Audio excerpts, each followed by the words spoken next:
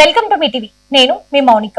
మెదక్ జిల్లా కోల్చారం మండలంలో నర్సాపూర్ ఎమ్మెల్యే సునీత లక్ష్మారెడ్డి సుడిగాలి పర్యటన చేశారు. మండలంలోని వరిగుంతం, సంగాయిపేట, రంగంపేట, పైతర గ్రామాలలో ప్రాథమిక వ్యవసాయ సహకార సంఘాల ఆధ్వర్యంలో ఏర్పాటు చేసిన వరి ధాన్యం కొనుగోలు కేంద్రాలను ప్రారంభించారు. పైతర గ్రామంలో నూతనంగా మంజూరైన ఇంద్రమ్మ ఇళ్లకు భూమి పూజ చేశారు. కోనాపూర్ లో నూతనంగా నిర్మించిన ఇంద్రమ్మ ఇళ్లను ప్రారంభించారు. ఈ సందర్భంగా ఎమ్మెల్యే సునీత లక్ష్మారెడ్డి మాట్లాడుతూ రైతులు ప్రభుత్వం ద్వారా ఏర్పాటు చేసిన వరి ధాన్యం కొనుగోలు కేంద్రాల్లోని ధాన్యాన్ని విక్రయించి ప్రభుత్వం ప్రకటించిన మద్దతు ధర పొందాలని అన్నారు.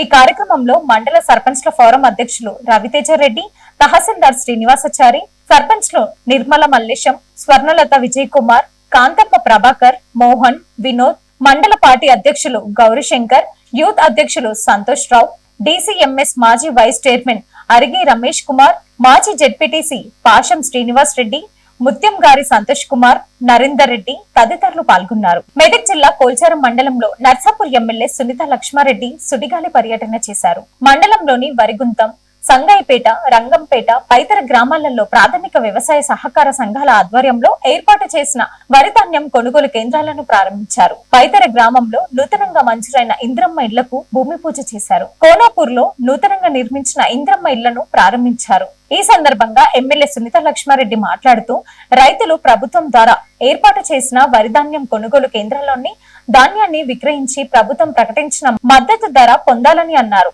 ఈ కార్యక్రమంలో మండల సర్పంచ్ల ఫోరం అధ్యక్షులు రవితేజ రెడ్డి, తహసీల్దార్ శ్రీనివాసాచారి, సర్పంచ్లు నిర్మల మల్లేశం, స్వర్ణలత విజయ్ కుమార్, కాంతప్ప ప్రభాకర్, మోహన్, వినోద్, మండల పార్టీ అధ్యక్షులు గౌరీశంకర్, యూత్ అధ్యక్షులు సంతోష్ రావు, డిసిఎంఎస్ మాజీ వైస్ చైర్మన్ అరిగి రమేష్ కుమార్, మాజీ జెడ్పీటీసీ పాషం శ్రీనివాస్ రెడ్డి, ముత్యం గారి సంతోష్ కుమార్, నరేందర్ రెడ్డి తదితరులు పాల్గొన్నారు.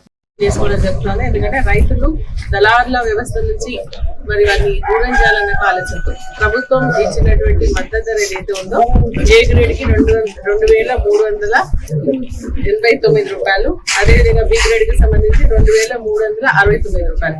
ఇవి మీకు సకాలంలో అందించాలన్న ఒక లక్ష్యంతో ఈ యొక్క కొనుగోలు కేంద్రాలను ఏర్పాటు చేయడం జరుగుతుంది. కాబట్టి రైతులంతా కూడా దీన్ని ఉపయోగించుకోవాల్సిందిగా మీ అందరినీ కోరుతున్నారు. తీసుకున్న వెంటనే మరి మన ఖాతాలో కూడా డబ్బులు పడడం జరుగుతా ఉంది. బయట అయితే ఇంకా సరిగ్గా డబ్బులు ఇస్తారా లేదా కూడా తెలియని పరిస్థితి కాబట్టి ఈ సెంటర్స్ మీరు ఉపయోగించుకోవాల్సిందిగా మీ అందరినీ కోరుతా ఉన్నారు. అదేవిధంగా ఈరోజు మనకు ఎటువంటి ఇబ్బంది లేకుండా అధికారులు కూడా తీసుకోవాలి. Agriculture officers day to day monitor చేయండి. అదేవిధంగా తహసీల్దార్ గారు కూడా మరి మానిటర్ చేయండి. లాస్ట్ టైం ఏంటంటే ఒక సెంటర్స్ హడావిడిగా ఓపెన్ చేసుకున్నాం, మనకి తాళి ఇవ్వలే, సంచులు ఇవ్వలే, మన అమాలి రాలే. మరి వచ్చిన తర్వాత ట్రాన్స్పోర్ట్ కి సంబంధించినటువంటి ఇబ్బందులు కూడా రావడం జరిగింది. అయినా మీ దృష్టికి తీసుకొచ్చడం చాలా వరకు పరిష్కరించడం జరిగింది.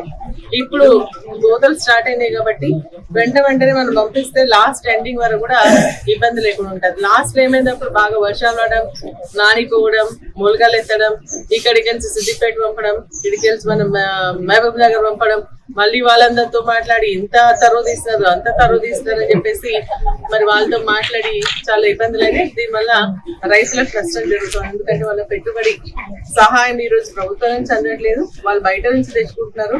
మరి నష్టపోకుండా మరి ఇటువంటి చిన్న పొరపాట్లు జరగకుండా చూసుకోవాల్సినటువంటి బాధ్యత మన అధికారుల పైన కూడా ఉంది అని చెప్పేసి కూడా నేను సందర్భంగా తెలియజేస్తా ఉన్నాను. గ్రామానికి సంబంధించి లాస్ట్ 2 years నుంచి కూడా మరి మీరు అడుగుతా ఉన్నారు ఎఫ్జిఓ బిల్డింగ్ కావాలి అని చెప్పేసి. మరి దేవుడు మీ అందరి సహకారంతో మనం ఎఫ్జిఓ బిల్డింగ్ 30 lakhs మరి మనం శాంక్షన్ చేసుకున్నాం.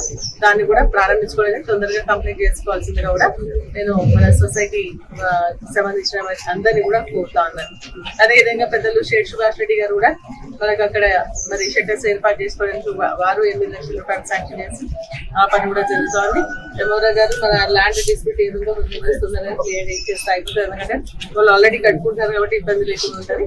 అది మంచి ప్రాపర్టీ, వాళ్ళు కొనుక్కున్నారు కూడా కాబట్టి ఆ ప్రాపర్టీ ద్వారా ఏంటంటే ఎస్పీఓకు ఇక్కడ ఉన్నటువంటి రైతులకు లాభం జరిగేటువంటి పరిస్థితి ఉంది. కాబట్టి దాన్ని మీరు ప్రొటెక్ట్ చేసి ఇవ్వాల్సిందిగా మిమ్మల్ని కోరుతాను. ఎవరికి అన్యాయం చేయాల్సిన అవసరం లేదు. పట్టా సర్టిఫికేట్ ఉన్నారు వాళ్ళకి ఇస్తాం, ఎవరైనా వాళ్ళు కట్టుకుంటే కూడా మనకి ఇస్తాం.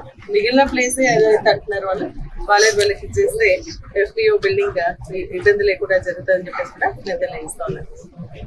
గ్రామాభివృద్ధి విషయానికి వచ్చినట్టయితే మన ఈ బీటీ రోడ్ అక్కడ నుంచి మన జోగిపేట నుంచి మెదక్ దాకా హ్యామ్ ప్రాజెక్ట్ లో పెట్టడం జరిగింది. డబుల్ రోడ్ అవుతుంది కాబట్టి అది టెండర్స్ పిలుస్తున్నారు. మరి ఎవరైనా టెండర్స్ ముందుకు వచ్చి కడితే కనుక తొందరగా పని అయిపోతుంది, లేకుంటే కొంచెం ఆలస్యం జరుగుతుంది. ఎందుకంటే అది ఏంటంటే ప్రభుత్వం హ్యామ్ ప్రాజెక్ట్ ఏం చేసిందంటే 40% ప్రభుత్వం ఇస్తుంది, 60% కాంట్రాక్టర్ బయట లోన్ తెచ్చుకొని దాన్ని పని చేయమంటున్నా. తర్వాత ప్రభుత్వం మరి మెల్లమెల్లగా కాంట్రాక్ట్ ఇస్తామని 15 సంవత్సరాలు మరి ఆ కాంట్రాక్టర్ మెయింటైన్ చేయాలి రోడ్లు.